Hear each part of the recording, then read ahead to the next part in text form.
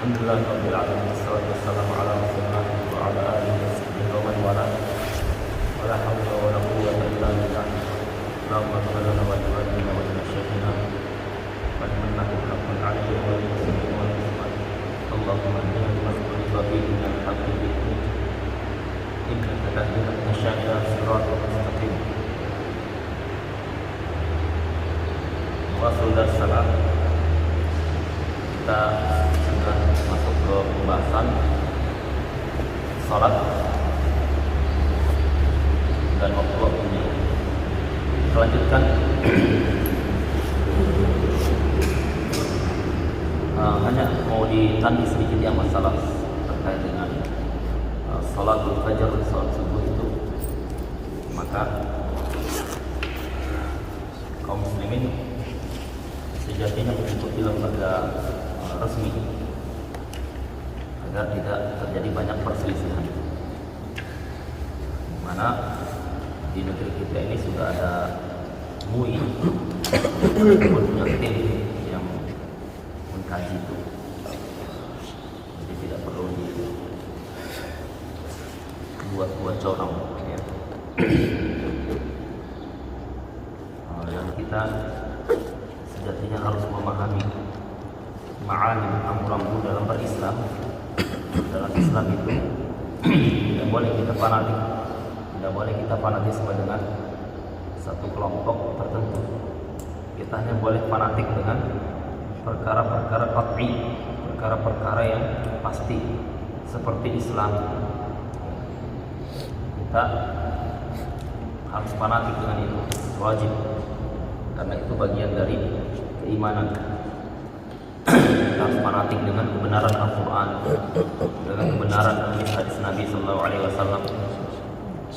Tetapi dalam perkara-perkara yang diperselisihkan, dalam masalah-masalah yang dibahas para ulama dan mereka berselisih, maka kita tidak boleh fanatik, kita tidak boleh fanatisme. Dan cara terbaik ya, kalau setelah kita melihat dari mauqif sikap-sikapnya para ulama ketika terjadi perselisihan, cara terbaik itu kita melihat mazhab al-mu'tabar, mazhab yang dia diakui, mazhab yang diakui sampai sekarang itu 4 mazhab yang dia terjadi istiqrar, ya, sudah matang dan sudah final. 4 mazhab itu, mazhab yang 4. Jadi ketika terjadi perselisihan, tinggal kita tanyakan saja masalah ini, apa pendapat mazhab Hanafi, apa pendapat mazhab Maliki, pendapat Syafi'i, pendapat Hambali. Selesai. Ketika terjadi masalah kontemporer, tinggal kita kembalikan ke kaidah-kaidah mazhab yang 4 itu. Itu paling mudah ketika terjadi perselisihan. Contoh banyak sekali terjadi perselisihan di kalangan kaum muslimin. Di antaranya berhukum dengan hukum selain Allah, ya, dengan undang-undang yang ada. Contoh itu di kalangan para dai sempat ribut sekali. Mau di Aljazair, di Mesir, di Yaman, di Saudi Arabia. Maka kita katakan, tanya saja kaidah mazhab yang 4 itu bagaimana masing-masing mereka. Nah, kalau sudah masing-masing ulama kontemporer mereka itu menurunkan kaidahnya, keluar hukumnya, sudah kita lihat sepakat atau berselisih. Ya, yang mana yang disepakati, yang mana yang diperselisihkan. Salat subuh pun sama. Jadi sempat ramai kan? Sempat ramai. Ormas A, ormas B. Kita katakan tidak pakai ormas. Tidak ada ormas-ormasan. Madhab 4 bagaimana? Ya. Madhab 4 bagaimana? Apa menurut kaidahnya Hanafiyah, menurut kaidahnya Syafi'iyah, Hanabilah, Malikiyah dan seterusnya. Ya. Jadi itu paling mudah. Karena apa? Karena kami melihat ya, tidak ada yang dia membentuk satu afiliasi dakwah, melainkan di dalamnya ada yang fanatik, ada yang pertengahan. Ada yang fanatik, ada yang pertengahan. Antum lihat, apapun itu, sebutkan semua ormas yang ada, semuanya ada yang fanatik, ada yang pertengahan. Ya. Mau Salafi, Wahdah, NU, Muhammadiyah, Persis, Al-Irsyad, apa lagi? Sama. Nah, jadi setiap itu sudah sunnatullah seperti itu. Ya. Karena di zaman dahulu pun sama. Ya. Di mazhab yang 4 pun ada yang seperti itu. Ada yang pertengahan, ada yang fanatik. Tapi yang fanatik itu biasanya oknum. Sama di ormas-ormas sekarang itu, yang fanatik itu oknum. Nah, mereka tidak bisa dijadikan patokan. Yang dijadikan patokan adalah pendapat orang-orang yang pertengahan. Nah, kalau dalam ilmu hadis itu nanti ada belajar ilmu itu, ilmu jarh wa ta'dil. Ada level ulama yang dia mutasyaddid, kencang. Ada yang mu'tadil, pertengahan. Ada yang mutasahil. Terima hadisnya, siapapun diterima. Ya. Nah, para ulama berpegang dengan orang-orang yang mu'tadil, pertengahan ini dari zaman dahulu. Ya. Orang pertengahan itu jadikan patokan, dijadikan manarul ilm, dijadikan menara cahaya ilmu, seperti Imam Ahmad, Imam Al-Bukhari, Imam Ad-Darqutni. Ya. Para pertengahan ini, ulama-ulama inilah yang dijadikan oleh para ulama hadis sebagai patokan. Ya. Tidak kita tolak mentah-mentah yang mutasyaddid, yang dia filternya saringnya terlalu banyak, seperti misalkan Abu Hatim Ar-Razi, luar biasa ulama, tetapi dia terlalu filter. Ada ulama yang dia mutasahil seperti Imam Al-Hakim, ya, terlalu mudah. Ya. Nah, bukan ditolak mentah-mentah, tetapi dijadikan patokan adalah yang pertengahan. Sama seperti sekarang.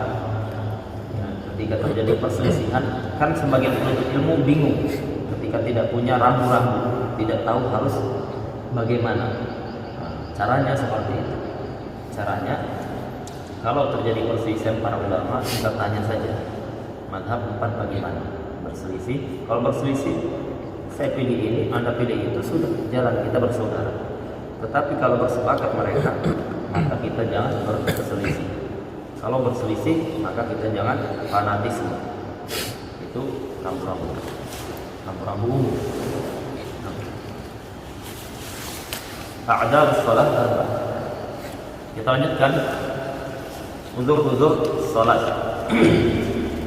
Yang dimaksud di sini adalah uzur salat fardu, ya, salat fardu. Artinya kita diwajibkan Allah Subhanahu wa taala khamsah maktubah, 5 waktu yang diwajibkan Allah Subhanahu wa taala. Dan 5 waktu tersebut tidak boleh ditinggalkan. Ya, tidak ada alasan untuk ditinggalkan, dan berdosa kalau ditinggalkan dengan sengaja. Berdosa ditinggalkan dengan yang tidak berdosa itu ketika ada uzur. Dia tidak berdosa tetapi tidak gugur. Ya, tidak berdosa kalau ada uzur tetapi tidak gugur. Nah, tidak gugur. Dan ini mazhab bukan hanya mazhab Syafi'i, tapi mazhab mayoritas ulama, 4 mazhab semuanya. Ketika ada orang yang tidak sholat, maka tidak gugur dia. Kalau dia ada uzur tidak berdosa, kalau tidak ada uzur dia berdosa. Gugur atau tidak? Tidak. Kalau tidak gugur berarti apa? Wajib wajib diqadha. Wajib diqadha. Ini pendapat mazhab arba'ah, pendapat mazhab yang 4. Ya, berarti perkaranya bukan main-main. Ya. Ulama itu tidak ngumpul dia seperti sekarang, kumpul beberapa ulama membahas masalah. Ya, seperti Lajnah Daimah atau Lajnah Fatwa di Al-Azhar, ya, atau misalkan di Kuwait ngumpul baru membahas masalah, dikaji, sepakat dengan ulama dulu tidak. Ya. Imam Abu Hanifah dan murid-muridnya di Kufah, kemudian sahabat-sahabatnya Imam Ahmad ada di Mekah, sahabat-sahabatnya Imam Malik ada di Madinah. Mereka kaji tanpa ada kesepakatan atau tanpa ada janjian. Ternyata setelah mereka mengkaji masing-masing menyatakan tidak ada gugur kewajiban sholat kalau sudah ditinggalkan. Dengan uzur saja tidak gugur, apalagi tanpa uzur. Coba kalau kita lihat man nama an salat, kata Nabi SAW, siapa yang dia ketiduran dari sholat, artinya ketika waktu sholat sampai keluar waktu dia tidur. Fal yusalliha idza dzakaraha. Hendaknya dia sholat ketika dia sudah ingat, terbangun. Ketika dia sudah bangun, dia sholat. Orang yang tidur dia dari jam 11 sampai jam 4 tidur. Dia boleh tidak tidur jam 11 siang? Belum azan kan? Boleh. Ya, boleh. Kemudian dia tidur sampai bablas. Zuhur lewat. Berdosa atau tidak? Tidak. Yakin sampai keluar waktu. Hah? Tiduran dia. Ya, yang berdosa angkat tangannya. Hah? Yang tidak berdosa angkat tangannya. Insyaallah tiduran. Iya. Tidak berdosa. Sampai pun dia keluar waktu. Dengan catatan dia tidurnya sebelum waktu. Tapi kalau dia sudah masuk waktu baru dia tidur 14, dia berdosa. Kalau tidak ada yang bangunkan atau dia tidak bisa bangun, maka apa? Dia berdosa. Kalau sebelumnya dari kewajiban, karena bisa jadi tidur 5 menit mati dia meninggal. Tidak ada kewajiban kan sholat. Tetapi kalau dia tidur sampai bangun jam 4 sore dia bangun, gugur tidak kewajiban gugur? Tidak gugur. Ada uzurnya enggak? Ada tidur kan? Nah, bagaimana dengan orang yang malas sengaja dia tidak ada uzur? Masa yang dia dengan sengaja tidak ada uzur dikatakan gugur? Sudah selesai. Istighfar aja, taubat aja dan Allah. Sedangkan yang dia tidur ada uzur, dia disuruh qadha. Ini dalil terkuat yang mazhab jumhur itu. Mereka katakan, kan sebagian orang katakan, saya tinggalkan sholat 4 tahun, masa saya qadha? Ya. Pendapat jumhur gimana? Qadha. Dalilnya kuat atau lemah? Kuat dalilnya. Kalau yang dia menggunakan qiyas aula, ya, qiyas aula itu kalau dia dilarang kencing, apalagi BAB, dia terkena dilarang kencing. La yabulan ahadukum fil ma'i da'im alladhi la yajri. Jangan seorang pun kalian kencing tidak di air yang dia tidak mengalir. Kalau BAB, buang air besar, lebih lagi. Nah, itu namanya qiyas aula. Qiyas aula. Nah, dalam masalah orang yang tidur dia tidak ada uzur disuruh qadha, apalagi yang tanpa uzur. Nah, buat dalilnya. Kemudian tidak ada dalil yang mengatakan gugur. Yang ada apa? Dia tidak melaksanakan. Ada dalil kewajiban, tidak ada dalil keluar waktu gugur, tidak ada. Maka jumhur kuat. Dan pembahasan penting sekali. Ini anak coba tanyakan ke berbagai masyayikh. Mungkin ada 10 masyayikh di Yaman anak tanya. Syekh, Indonesia banyak ya sholat seperti ini. Apa kita fatwa aja dengan mazhab lain? Ya, ada mazhab lain, mazhab Zahiriyah. Ada dalil keluar waktunya, masuk waktu yang lain. Sudah tidak ada kesempatan dia melakukan sholat itu, sudah dia taubat saja sudah. Dia taubat, dia melakukan dosa besar. Tetapi taubat bukan diqadha, tidak ada dalil qadha. Ya. Kalau jumhur kebalikannya, kan ini ada dalil wajib sholat. Terus dalil yang mengatakan kalau keluar sudah gugur kewajiban itu mana? Orang yang dia keluar waktu karena ketiduran saja disuruh qadha, ada uzurnya, apalagi yang dia tanpa uzur. Justru dibalik mazhab Zahiriyah dan mazhab jumhur kuat sekali. Kalau kita lihat dari jumhur itu kuat sekali, sulit dibantah memang. Tapi kondisi sekarang kaum muslimin Syekh di tempat kami itu banyak yang tidak sholat. Mereka itu merampok berzina, berjudi, minum khamar, itu semuanya lebih besar di mata mereka dosa-dosa itu dibandingkan meninggalkan sholat. Meninggalkan sholat biasa saja.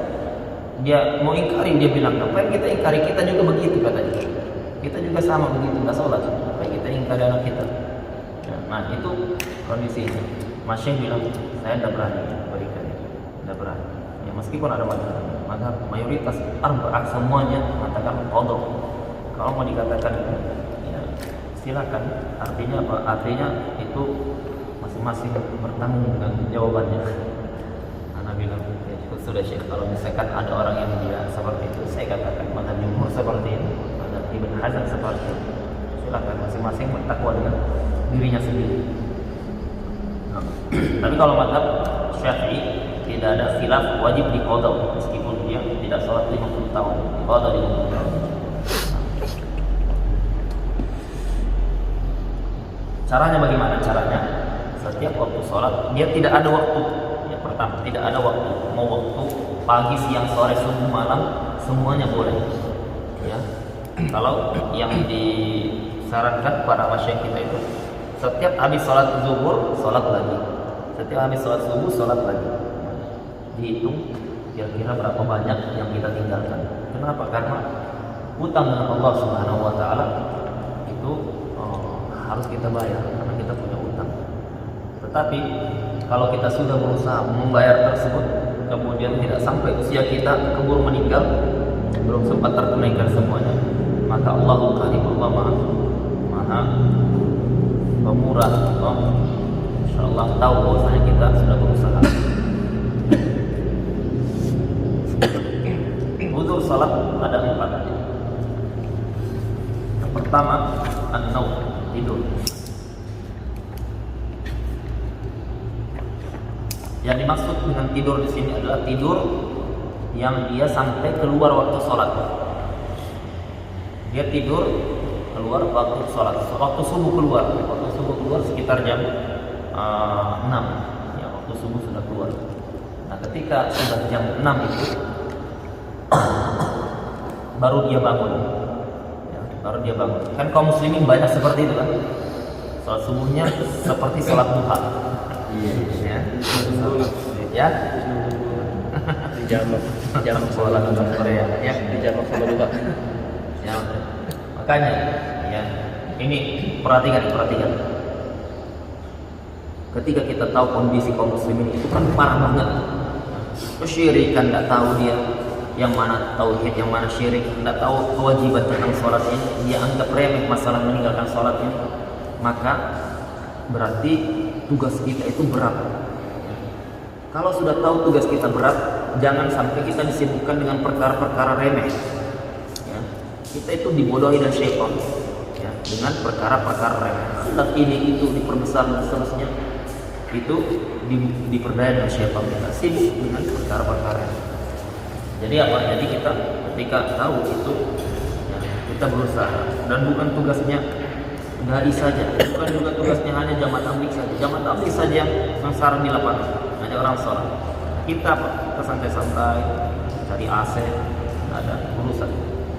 Ya, kalau dulu guru kita Syekh Ali Bukhari itu naik bis dia perjalanan aman entah ke daerah mana. Ya. Ketika waktu sholat tidak berhenti supirnya, dia katakan ya mungkin nanti berhenti di depan. Ada persinggahan tidak berhenti juga. Kata Syekh Ali Bukhari, kenapa orang-orang diam nih? Tidak ada yang ingatkan supirnya atau ditawarkan mau berhenti atau tidak sholat. Ya karena supirnya itu biasanya dari negara tidak tahu lah, Afrika atau apa kan. Jadi kata Syekh Ali Bukhari, itu tolong kami mau sholat, berhentikan di depan. Tidak peduli dia, sambil ngekot gitu. Ngekot itu makanan minum, makanan kambing sebenarnya ya, itu rumput tapi dimakan manusia. Jadi kata Syekh Ali Bukhari, kalau di depan itu sudah berhenti ya, sudah berhenti, saya laporkan kalian semua ini ya, laporkan semuanya. Saya mufti tarim katanya. Saya laporkan kalian ke qadhi, kalian bisa ditangkap, bisa dilakukan segala macam. Baru takut semua ini. Ya. berhenti sholat semuanya. Siapa yang diam ke sholat dia kafir berarti. Siapa yang dia sholat berarti bukan muslim. Nah, sholat semuanya. Jadi seperti itu. Ya, ketika kita di kereta api, ya di sini tidak ada. Ketika kita di bandara, di bis, ya, di atas pesawat, sholat kita. Kalau memang belum keluar waktu, kalau kita tidak sholat, kalau sampai keluar waktu kita tidak sholat, kita sholat di situ. Ya, dan kita tidak perlu malu. Ya. Kalau perlu berdiri, kalau perlu takbirnya dinyaringkan. Allahu Akbar. Ya. Kenapa orang ini aneh sholat? Kan Anda lebih aneh, Anda muslim tidak sholat. Anda lebih aneh, muslim tidak sholat. Ya. Malah mempermasalahkan orang sholat. Jadi seperti itu. Ya. Jadi syiar itu harus kita bangga. Tidak perlu pedulikan mereka. Mereka tidak bisa memberi manfaat, tidak juga memberikan mudarat. Ya. Kita bangga dengan keislaman kita. Kita bangga dengan menjaga hak Allah Subhanahu Wa Taala. Makanya Pak, dulu kalau kita pulang dari pesantren, liburan kita ke Jakarta atau ke Surabaya naik kereta api. Ini teman-teman ini kadang malu mau sholat itu, karena kan kalau kita sholat dilihatin orang, pakaian santrinya dilihatin orang. Nah, katakan antum malu, mereka masih tidak malu. Mereka masih itu, tidak sholat, pakaiannya seperti itu, tidak malu, ya.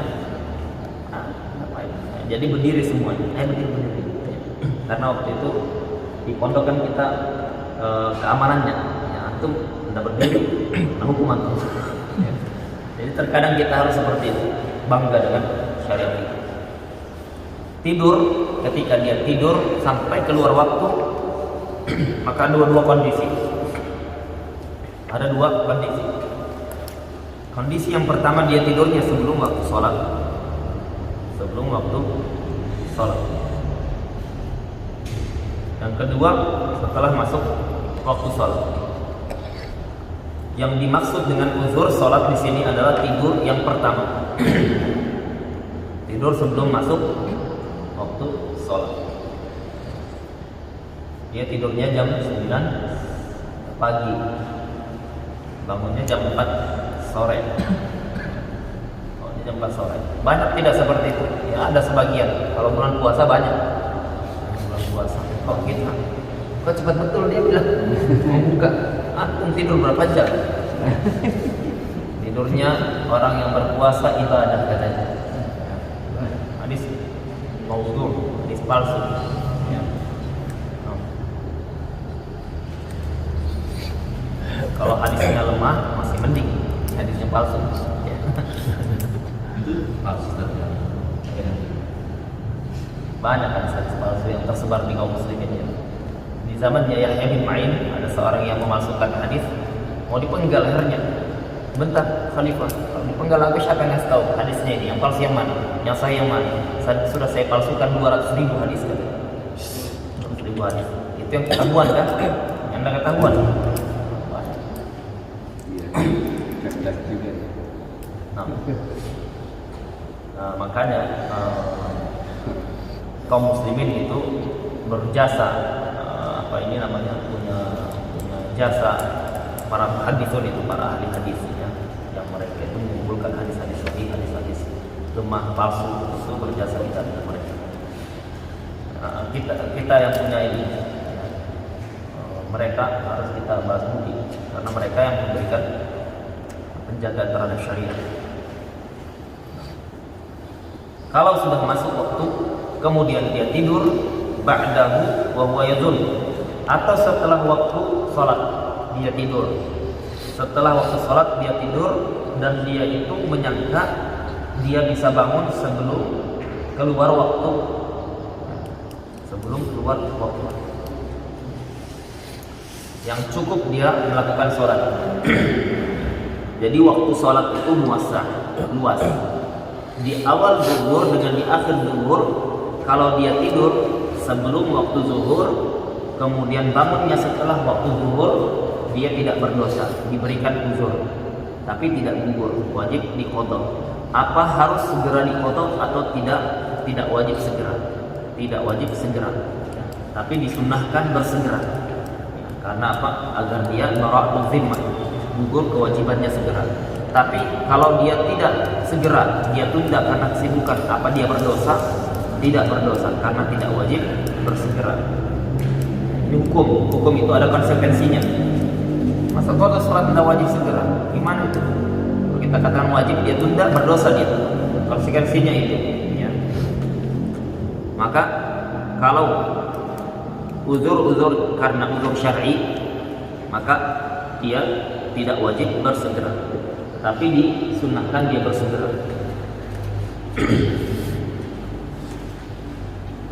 Kalau dia meninggal, ya, meninggal qaddarullah, kita kan tidak tahu, meninggal dia tadi tidurnya jam 11 sebelum zuhur, jam 4 dia bangun, sudah keluar zuhur, kita katakan dia tidak wajib segera, dia tunda sholatnya.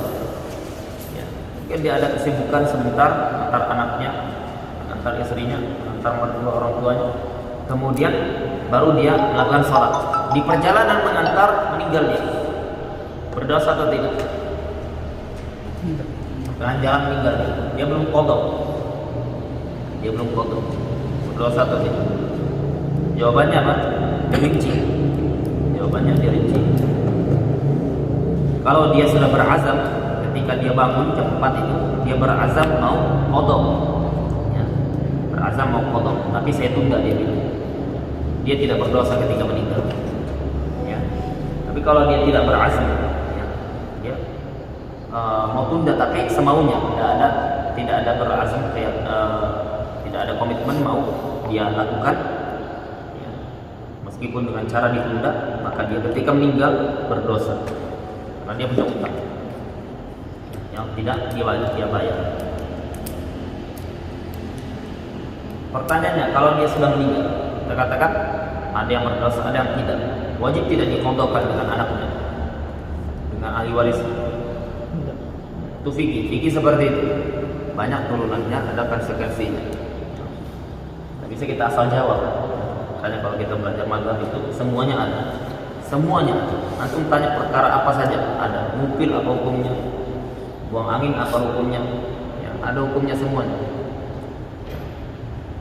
Potong kuku aja ada hukumnya kan? Potong kuku. Kalau kuku istri orang haram. Ya tidak. Yang tidak ubah semuanya. Ubah aja saja. Ada perincian. Kalau istri orang yang dia. Potong rambut pun ada hukumnya. Ya. Dipotong sebagian, tinggalkan sebagian, qazah haram hukumnya. Kalau rambut putih yang dihukumnya haram hukumnya juga. Semir hitam. Intinya ketika dia sudah meninggal, dia tadi berdosa atau tidak dengan perinciannya tadi itu, dia diqadha orang selanjutnya atau tidak? Jawabannya tidak. Salat tidak. Kenapa? Karena salat itu ibadah yang tidak bisa digantikan. Tidak bisa anak jam 12 ini kayaknya sibuk banget, ada rapat. Antum badalin anak dulu ya. Tadi seperti itu. Kadang-kadang main-main aneh di besar. Sholat ya, titip ya. Ya, sering Ya Allah. ini ya, lain bagi ya. Jangan main-main dalam masalah-masalah seperti itu. Ya bahaya. Kalau bercanda ya bercanda yang ini sewajarnya. Tapi kalau masalah seperti itu, baik. Kalau ibadah itu tidak bisa digantikan, maka tidak diqadhakan oleh orang selanjutnya. Beda dengan puasa. Kalau puasa ada hadisnya. Puasa ada hadisnya. Dibadali. Misalkan seseorang dia meninggal bulan Ramadan, dia tidak sempat melakukan qadha, berapa puasa yang ditinggalkan. Dia sakit hari pertama sampai hari ke-10. Hari ke-11 dia mau qadha, meninggal. Bukan hari ke-11 dia mau qadha. Dia tidak ada waktu untuk mengqadha. Setelah Ramadan dia mau qadha, tidak ada waktu, guru meninggal. Maka ini diqadhakan. Ini diqadhakan oleh orang selanjutnya, ahli warisnya. Karena itu bisa digantikan karena ada riwayat. Tapi kalau sholat tidak diqadha. Kalau tidurnya setelah masuk waktu zuhur, ini kondisi yang kedua. setelah masuk waktu, kemudian dia tidur, maka ada dua kondisi. Ada dua kondisi. Berarti totalnya 3 ya. Tidur sebelum waktu, ya. Tidur sebelum waktu, dia uzur mutlaqan. Ya. Tidak ada rinci. Tapi kalau tidur setelah masuk waktu, dia ada dua kondisi. Kondisinya yang pertama, ketika dia tidur, dia prediksi kuat dia bangun sebelum keluar waktu yang mungkin dia melakukan sholat secara sempurna. Sebelum keluar waktu yang mungkin dia melakukan sholat secara sempurna, dia prediksi kuat. Maka kalau dia bablas, orang seperti ini uzur, tidak berdosa, tinggal dia qadha. Ya, kondisi yang pertama. Jadi dia prediksi kuat, dia bangun sebelum waktu keluar. Ya, dia masih sempat melakukan sholat secara sempurna. Kalau zuhur 4 rakaat, kalau subuh 2 rakaat, kalau maghrib 3 rakaat, kalau isya 4 rakaat. Ternyata dia bablas. Ya, ternyata dia bablas. Orang seperti ini uzur dia. Ya, karena dia prediksi kuat, dia biasanya bangun. Ya. Kalau dia tidurnya jam 11, biasanya jam 2:30 sudah bangun. Sempat dia lakukan sholat 4 rakaat. Ya. Tapi kalau dia tidak ada prediksi kuat seperti itu, ya, dia ragu juga, maka tidak uzurin, berdosa dia. Kecuali kalau dia menyiapkan orang yang membangunkan, munabbih namanya, orang yang membangunkan, atau pakai alarm, dia pakai itu, maka dia tidak dosa.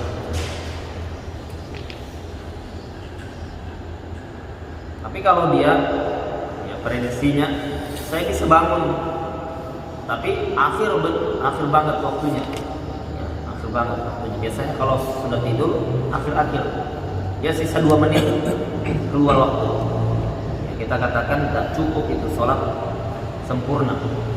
Kalau dia tidak cukup sholat sempurna, ya, maka dia tidak diberikan uzur,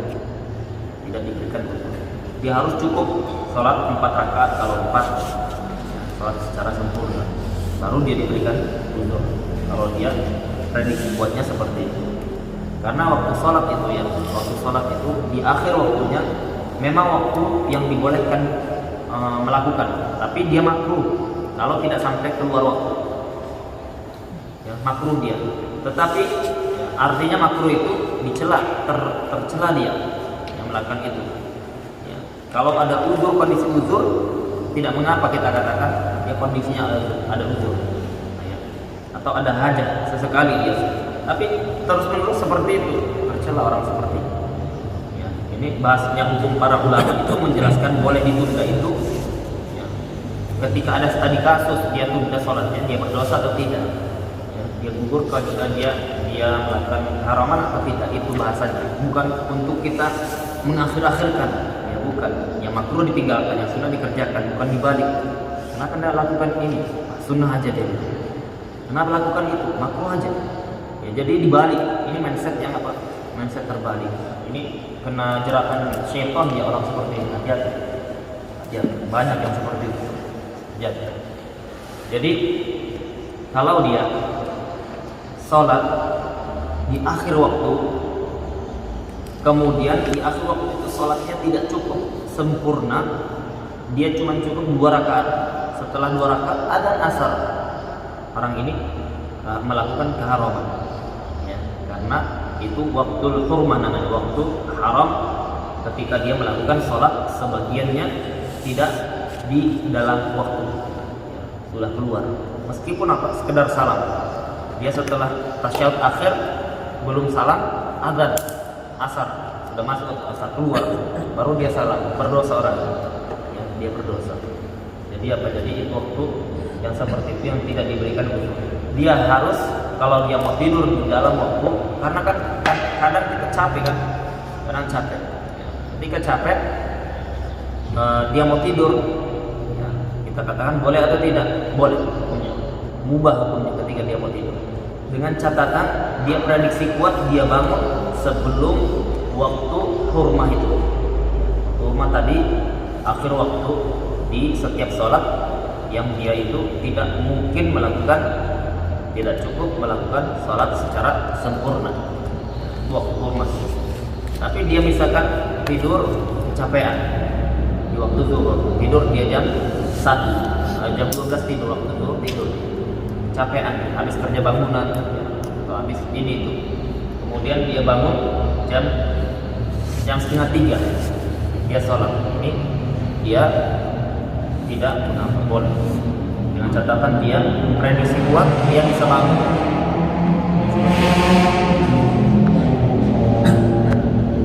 Jadi masuk kategori melalai itu sebagai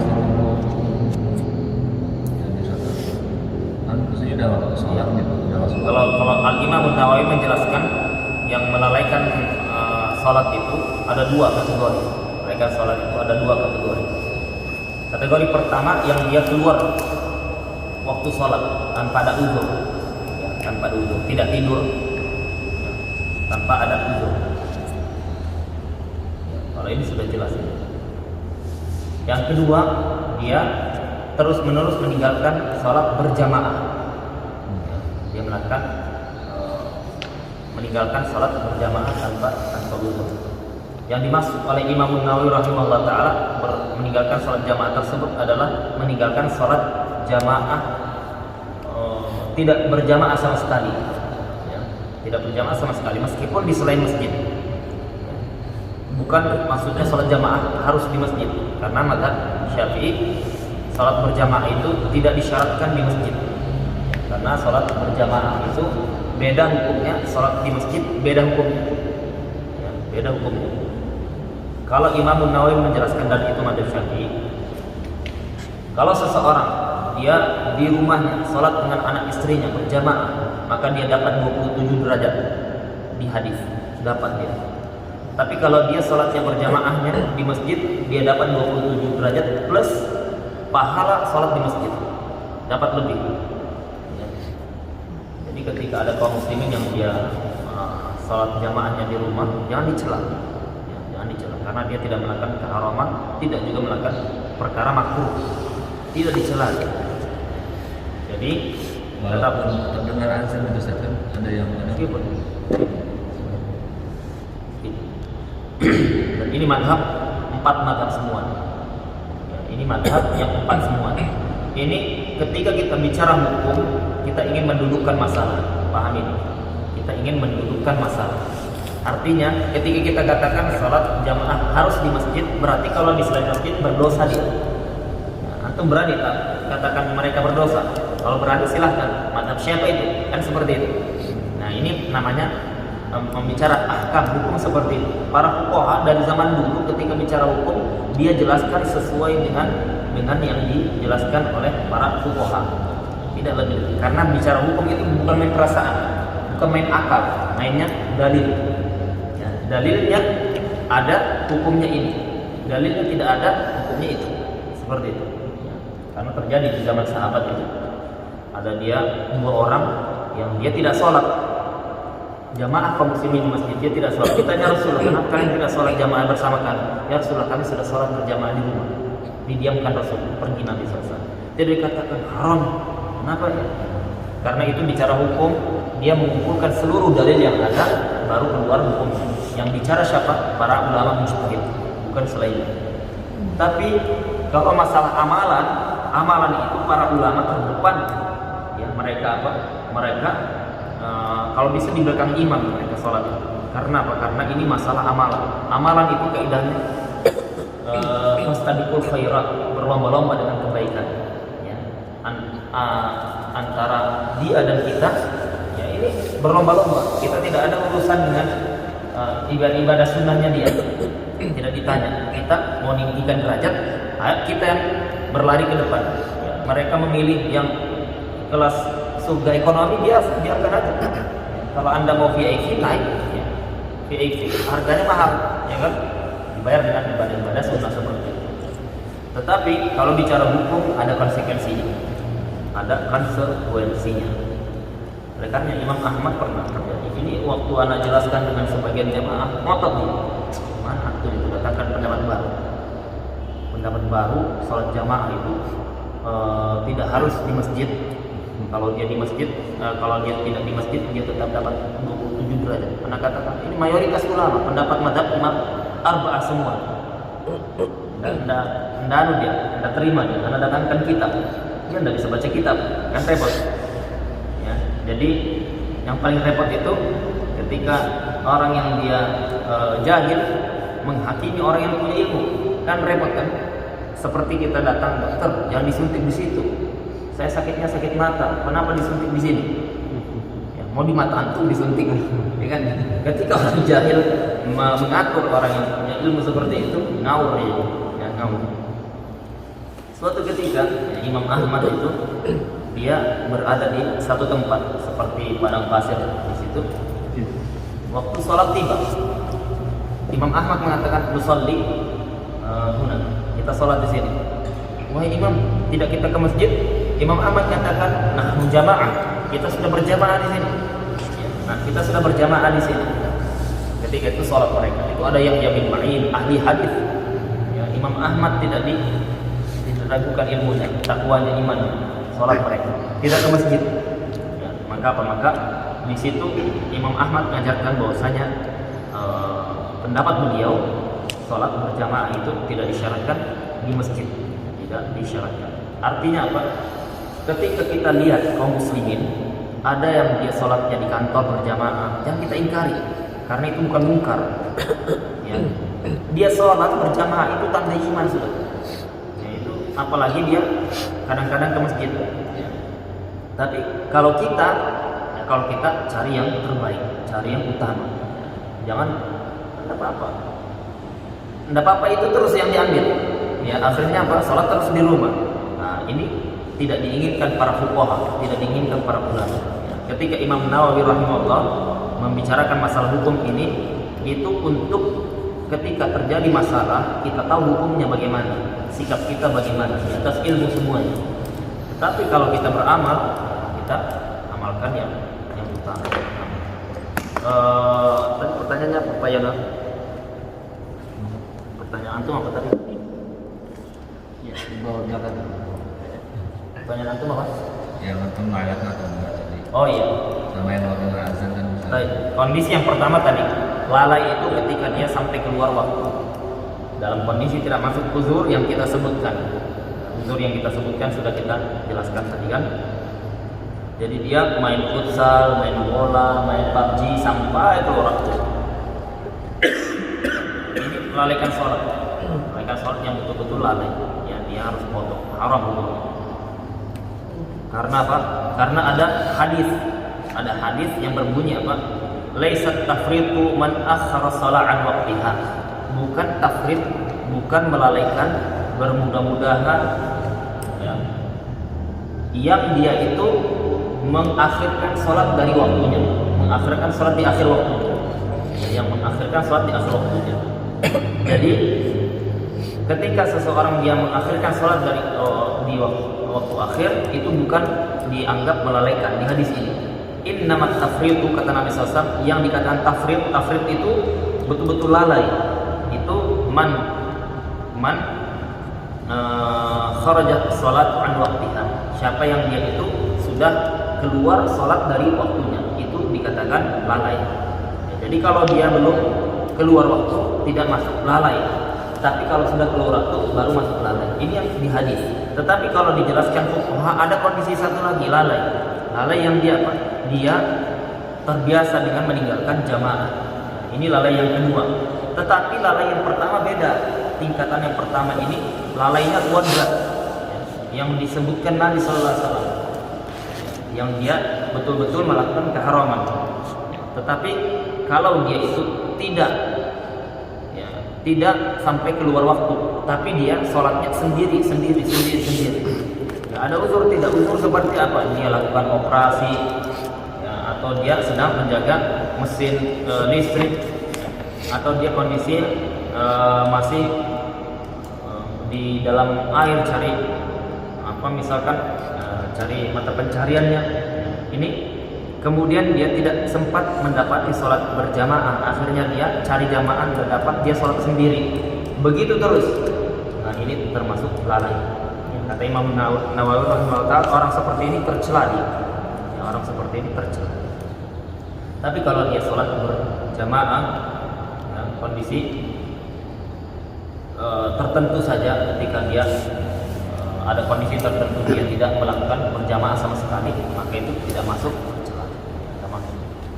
Karena apa? Karena tadi masalah sholat berjamaah itu, berjamaahnya bukan di masjidnya, itu diperselisihkan para ulama.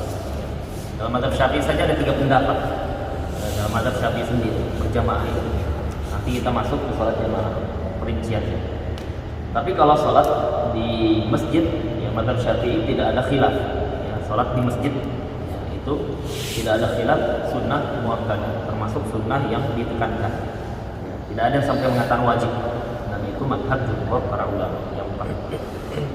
Artinya apa? Artinya ketika kita bicara hukum, pahami itu. Karena ingin pahamkan hukum, ketika kita bicara hukum jangan keluar dari penjelasannya fuqaha. Ya, karena kita bukan ahli, mereka yang ahli. Mereka lebih semangat bicara yang mana yang benar, yang mana yang batil. Mereka lebih semangat untuk menjelaskan agama Allah dibandingkan kita. Ya, jadi dipahami. Ketika terjadi contoh, ketika orang tua kita, dia itu ketika sholat selalu bersama istrinya. Kan banyak kaum muslim seperti itu kan, banyak kan di rumah dia sholat maghrib apalagi. Ya, kalau ditanya dia tidak sholat di masjid, tidak pernah sholat di masjid. Kalau maghrib sholatnya dengan anak istrinya berjamaah di rumah, dia melakukan mungkar atau tidak itu? Kalau kita ditanya, jawabannya harus dengan penjelasannya fuqaha, jangan pakai akal, jangan pakai perasaan. Tapi kalau kita tadi jangan kita cari yang ringan-ringan, beramal dengan amalan-amalan yang fadil, yang utama. Ustaz, kan pernah dengar yang ini, yang pernah yang masalah orang buta yang dia tidak ada yang menuntun ke masjid itu, Ustaz. Itu ada hadis. Iya. Kemudian Rasulullah tidak memberikan keringanan untuk dia karena orang itu tidak ada yang menuntunnya ke masjid, Ustaz. Ya, baik. Kenapa itu? Rasulullah sampai mewajibkan dia ke masjid, Ustaz. Iya. Kalau ketika para fuqaha berbicara hukum, dia menggabungkan seluruh dalil. Itu satu dalil. Ada dalil yang lain dan bukan 1, 2, banyak. Nah, ketika dalil ini dengan dalil itu kok kayaknya kontradiktif, ada mereka melakukan jam'ul adillah, menggabungkan dalil. Nah, itu metode yang pertama, digabungkan dulu. Bisa tidak dikompromikan semua dalil ini, karena tidak ada hadis dan ayat yang dia betul-betul bertentangan, tidak ada. Ya, yang ada itu akal kita nggak sampai. Nah, para ulama itu mencoba untuk mengumpulkan itu. Kalau dalam mazhab Syafi'i dia gabungkan riwayat itu, mereka mengatakan bahwasanya dalil Ibn Ummi Maktum itu dibawa kepada perkara yang ditekankan, ya, perkara yang ditekankan, dianjurkan, karena Nabi SAW tahu bahwasanya Ibn Ummi Maktum ini tidak bisa banyak amalan seperti sahabat lain, tidak bisa dia jihad karena buta dia, tidak bisa dia banyak amalan membantu orang dan seterusnya. Jadi dia ditunjukkan kepada amalan yang bisa menambahkan pahalanya dia, bukan karena kewajiban. Ya. Nah, itu jadi pemahaman seperti ini harus dengan pemahamannya para ulama. Ya.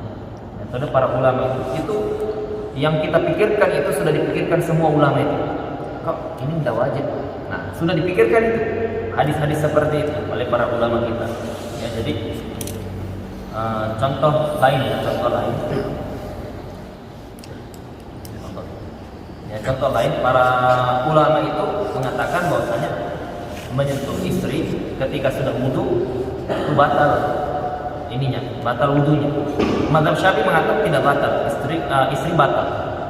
Mazhab Syafi'i mengatakan istri disentuh setelah wudu batal. Kecuali kalau yang di situ adalah rambutnya atau kukunya yang bukan kulit. Maka apa? Maka para ulama mengatakan Syafi'iyah. Bagaimana dengan riwayat Aisyah? Ya, dalam Sahih Muslim, Aisyah mengatakan karena Nabi sallallahu alaihi wasallam qabbalani. Nabi sallallahu alaihi wasallam itu menciumku walam yatawaddo, dan tidak wudu lagi. Berarti tidak batal wudunya kan? Menciumku. Apa kata ulama Syafi'iyah? Dalil itu digabungkan dengan dalil yang lain. Ya, dalil lain di ayat disebutkan aula mastumun nisa, atau kalian itu menyentuh istri-istri kalian. Itu bicara ayatnya tentang ayat-ayat pembatal wudu. Ya, ayat-ayat yang dia batal wudu. Ayat ini menjelaskan menyentuh wanita batal. Hadis Aisyah menyatakan Nabi SAW menciumku dan tidak wudu lagi. Kontradiktif tidak? Nah, ini namanya metode digabung. Ya, digabung. Bagaimana caranya? Syafi'i mengatakan Nabi SAW itu mencium Aisyah, ada kemungkinan yang dicium adalah kepalanya, rambutnya, atau jilbabnya. Ada kemungkinan ini, maka hadis ini tidak bisa dipakai untuk mengubah hukum ayat. Ayat itu jelas, aula mastumun nisa, atau kalian menyentuh istri kalian, maka apa? Maka batal wudu kalian. Nah, ketika sudah ayatnya jelas, hadis memiliki kemungkinan, maka hadis ini dibawa kepada kejelasan ayat, yaitu kemungkinan hadis itu maksudnya adalah menyentuh atau mencium Aisyah bukan langsung kulit, tapi rambutnya atau jilbabnya. Karena kita harus paham itu metodenya para fuqaha itu, mereka semuanya berbicara di atas ilmu. Ketika mereka memerintah di atas ilmu, ketika mereka mengingkari mungkar pun di atas ilmu. Oleh karenanya ada ungkapan man kasura ilmu qalla inkar. Siapa yang semakin banyak ilmunya, sedikit dia ngingkari. Maksudnya apa? Bukan sedikit, tidak boleh, haram, bid'ah. Karena dia punya tahu ilmunya. Ya, dia tahu ilmunya. Ya, tetapi semakin sedikit ilmu seseorang itu, banyak ingkarnya dia. Karena apa? Karena dia seperti orang yang baru latihan taekwondo, sudah punya ilmu jurus, dia kan cari musuh. Kalau tidak ada penerapan ilmu nanti. Ya. Nah, itu sebagian orang seperti itu. Ya. Jadi dimaklumi saja. Dia biasanya baru junior biasanya. Tapi itu bukan pendapat jumhur kan Ustaz? Yang masalah menyentuh istri setelah wudu kan? Bukan. Soalnya kan kita kadang mau tidur kan mau jaga wudu kan Ustaz? Iya. Kan keutamaan apa namanya istilah? Ada masalah itu. Kalau mazhab Syafi'i memang menyelisih jumhur dalam masalah tadi itu. Cuman maksudnya itu tadi, kalau di dalam mazhab para ulama itu, metode mereka menjelaskan hukum itu bukan main-main. Yang meneliti dalil itu bukan Imam Syafi'i saja. Imam Syafi'i punya muridnya banyak. Di antara muridnya imam ahli hadis, ulama ahli hadis. Itu saja dia katakan apa? Laula Syafi'i, kalau bukan Syafi'i, ma faqihna hadis, kami tidak bisa paham hadis itu. Imam Ahmad itu pintar atau bahlul dia? Kan pintar sekali kan? Tapi dia katakan kalau bukan Imam Syafi'i, kami tidak bisa paham hadis. Berarti pertanyaannya, pemahaman apa yang versi Imam Ahmad ini? Kan mudah saja kita baca hadis, kita bisa paham. Kok dia bilang tidak bisa paham? Berarti pemahaman yang dimaksud bukan pemahaman yang versi kita. Ya, pemahaman kita ini versi apa? Ortoduo, enggak paham kita ya. Sok paham saja. Ya, sok paham saja. Keblinger kita aja. Ya, makanya apa? Makanya Imam Ahmad mengatakan kalau bukan Syafi'i kami tidak bisa paham hadis. Ya, berarti memang pemahamannya ulama itu di sana bertingkat-tingkat. Ya. Gurunya Imam Syafi'i namanya Sufyan bin Uyainah. Gurunya Imam Syafi'i Sufyan bin Uyainah. Gurunya Imam Ahmad juga. Ya, jadi dia gurunya ahli hadis. Dia katakan al-ahaditsu mudillatun illa lil fuqaha. Apa dia katakan? Hadis-hadis itu berpotensi menyesatkan. Coba lihat. Ini ulama hadis yang bicara ya. Gurunya Imam Syafi'i, gurunya Imam Ahmad. Hadis-hadis itu berpotensi menyesatkan.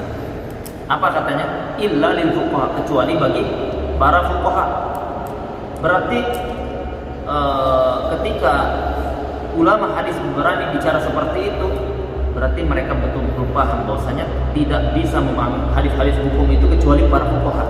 Karena otaknya memang beda. Allah sudah beri di servernya memang beda khusus. Ya, sama dengan dokter umum dan dokter spesialis. Ya, dokter umum ya, ilmunya segini, ya, dokter spesialis beda. Ya, sama. Setiap bidang itu ada ahlinya. Ya, ada ahlinya. Nah, jadi ketika kita paham itu, kita akan memuliakan para ulama dan kita tidak serta-merta gegabah mengingkari atau itu tadi menyebutkan pendapat mereka yang sudah mereka setengah mati kumpulkan. Karena itu tadi di dalam mazhab itu madrasah yang banyak ulamanya di dalamnya. Ya. Sepertiga lebih ahli hadis itu mazhabnya Syafi'i. Mereka paham hadis-hadis yang ada dan mereka tahu hadis-hadis itu turun-temurun mereka pelajari. Tetapi mereka punya rambu-rambu dalam memahami. Nah, rambu-rambu ini mereka tidak keluar. Dari A sampai Z gunakan rambu-rambu itu, sama SOP-nya. Ya, nah, itu yang mereka lakukan. Ternyata hasilnya itu ringan, memberatkan, menyulitkan atau tidak, mereka tidak ada urusan dengan itu. Karena mereka berbicara hukum Allah Subhanahu wa taala dari dalil. Nah, mudah-mudahan kita bisa paham ini. Ya, jadi bedakan antara menjelaskan hukum dengan apa? Dengan amalan. Ya. Karena amalan itu dibangun di atas warok, berlomba-lomba sabiqul khairat. Kalau kita ada sahabat kita, saudara kita nasihatkan, kalau Anda pahala berjamaah 27 derajat, kalau pahala di masjid bukan hanya 27 derajat, tetapi para malaikat hadir. Ya. Disebutkan siapa yang dia itu sholat satu waktu, kemudian dia menunggu sampai waktu yang selanjutnya, maka selagi dia tidak hadas diampuni, dimintakan ampun oleh malaikat selagi dia tidak hadas. Ya, nah itu banyak keutamaannya di situ. Dinasihati, tapi kalau diingkari karena itu bukan mungkar. Kita tutup, kita cukupkan sampai sini karena masalah yang selanjutnya butuh dijelaskan. Subhanakallahumma wa bihamdika, la ilaha illa anta, astaghfiruka wa atubu ilaik.